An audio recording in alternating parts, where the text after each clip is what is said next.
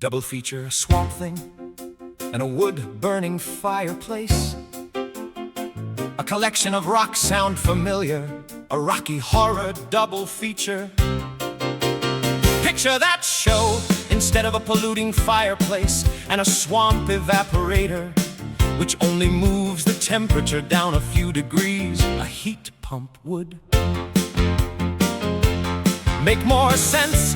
A collection of rocks, recall the line from the film. So come up with your yellow lab and see what's on the slab. I see you shiver with evaporation, but maybe the evaporator is not really to blame. For the coolness is lame, I will remove the lukewarm evaporator and replace with a heat pump. As for the breathlessness you feel when near or nearby to the fireplace, I would remove the PM 2.5 fireplace, cause then that will remove the symptoms. Midwest geologist, newcomers to New Mexico with a dog, had to buy a house fast after job transfers.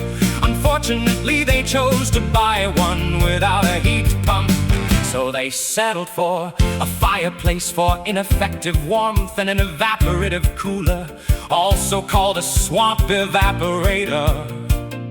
For cooling, what they did not fully understand was that an evaporator only brings down the heat a few degrees, so is not very helpful in New Mexico. Not burning wood would be a more considerate and neighborly gesture. For an evaporator to work, you have to have open windows and doors. During a quality alerts, open windows and doors only let in dirty air. A heat pump requires closed windows and doors and air purifiers, which are lifesavers during a New Mexico air quality alert, not air coolers.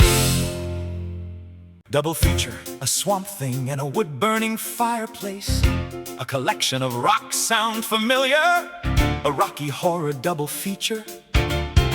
Picture that show instead of a polluting fireplace and a swamp evaporator, which only moves the temperature down a few degrees. A heat pump would make more sense. A collection of rocks, recall the line from the film.